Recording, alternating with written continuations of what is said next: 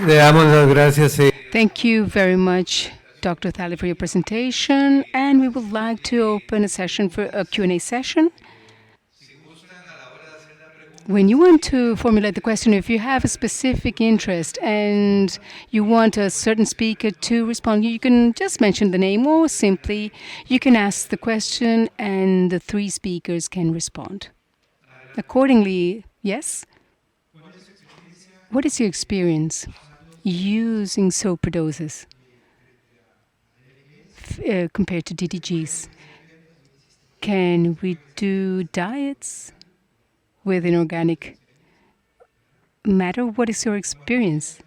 And what could be the positive effects in the gut health using this superdose? Regarding DDGs, that's my question. Yes, that's an excellent question.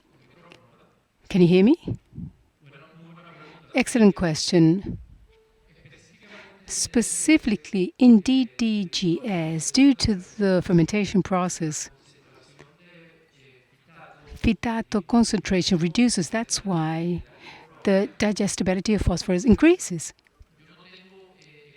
I do not have experiments, and I have not read any specific experiments with superdose with phytasa in diets with DDGS, but I assume that the effect would be below what's being observed with other matrix of ingredient matrix, because DDGS, the substract in the DDGS has been broken, metabolized with the yeast in the ethanol production process. So I do not have data, but I think that it would be less than observed in the other nutritional matrix.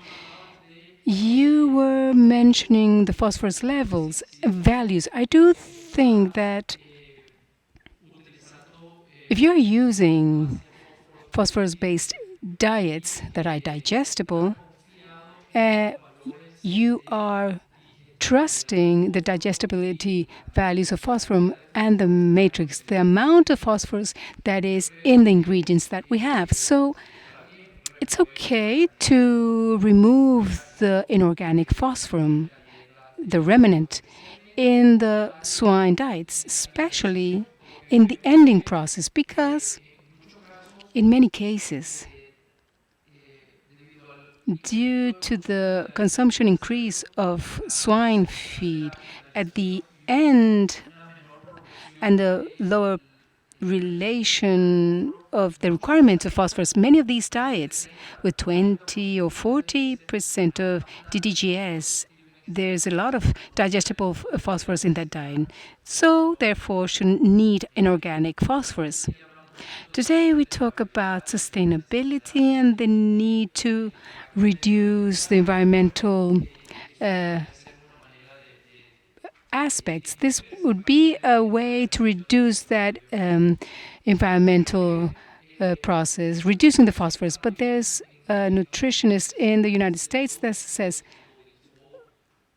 loadings, loadings, loadings. So what is the trust that we have on the numbers of the nutritional matrix that we have?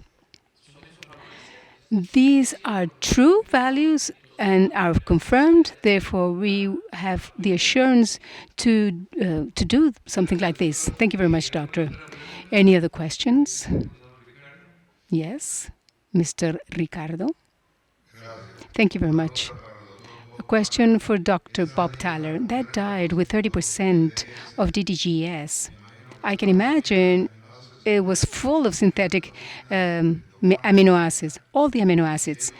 And we use here up to 4.5 kilograms per metric ton, but up to what extent in lysine with that diet of 30%?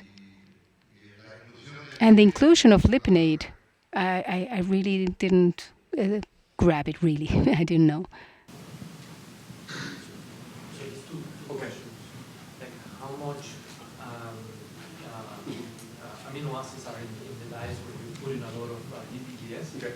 How much synthetics or? How much synthetics or how much synthetics are you Which using? one? Lysine, Lysine. He's asking, how many amino acids, synthetic amino acids, Okay. did you add to the Right, diet okay. you were using? Yep. He's thinking that a lot. Okay. And also, he's asking about the level of lysine you used. He's wondering if it was 4.5 or more than that in the diet.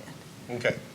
So, I apologize, that was 3 years ago, and I'm 63, and I can't remember exactly, But, so what we did, we for all those diets, we kept a constant lysine to calorie ratio, and then we also used the ideal amino acid ratio, but we did add synthetic lysine, threonine, methionine, and tryptophan to that. As to the exact, percentages, I can't tell you that. And What is the level inclusion level of lipids? the maximum, and so, again, visiting with Dr. Musser, what they would do is actually they have a formulator. And so their technical service people would work with you, and you would say, okay, here's my diet. Here's, am I using grain sorghum? Am I using corn? Here's how much DDGS I want to use, and here's the fat content in that DDGS. And then they would tell you with that calculator how much you would add. Okay. Okay. He comes from the field.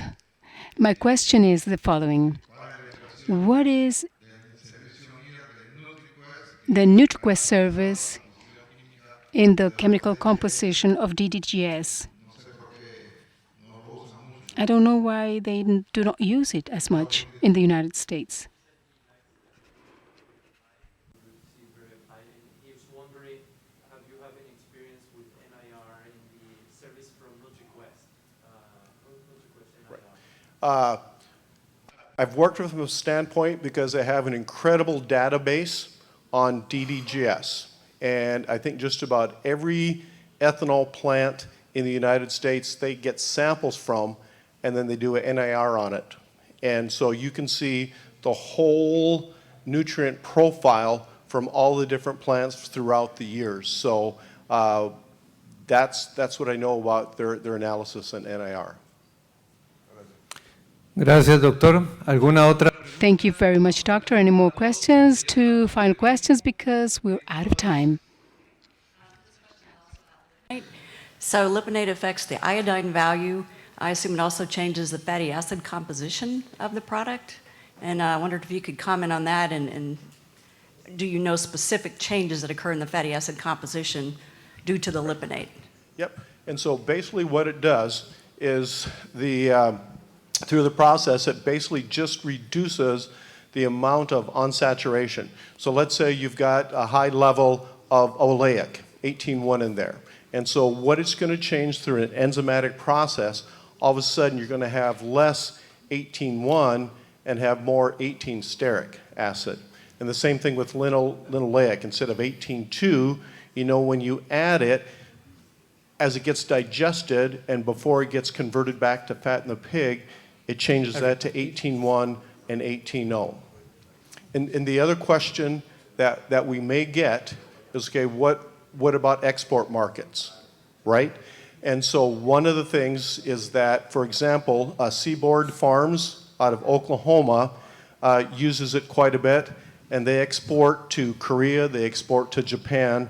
So from that standpoint, it appears not to be an issue as well. Gracias, doctor. Thank you very much, Doctor. Any other questions that we have? Any more questions? For Dr. Lee, at the industrial level, some of the companies that are offering their byproduct, DDGS byproducts or DDGS concentrate, they use that CCT SIME in that process to obtain them? That's a good question.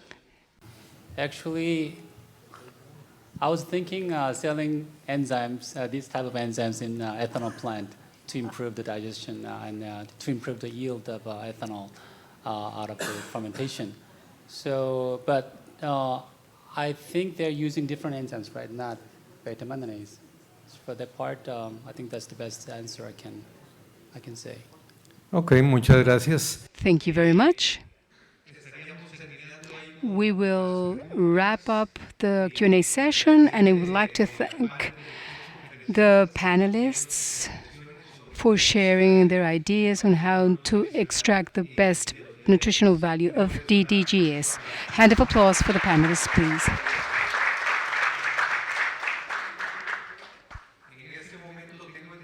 I understand that you have in front of you, in order to fill out that form, a survey regarding the event.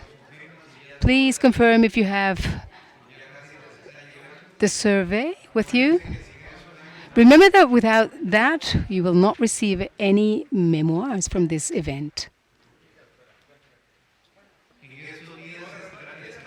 The following days, we will be compiling all the conferences presented and all the surveys that we will receive. We will have your emails, and we will share a link in order for you to have access to the conferences.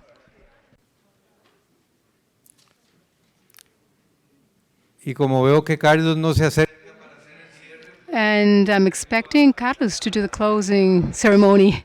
So, where are you, Carlos? He says he's busy handing out the survey. So I would like to take advantage of this opportunity to thank you very much for participating in our third regional conference on nutrition. Thank you, and also to the students, all the professors who supported us with their presentations. Thank you very much. Talking about the different topics, mainly about the products of the U.S. Grain Council, that would be the three cereals, so as well as the co-products generated from these three cereals. Those of you who are here with us, we would like to hope that you have a very good flight back home, put in practice everything you learned in these 2 days. And we will send you the presentations once we receive the emails. Thank you very much.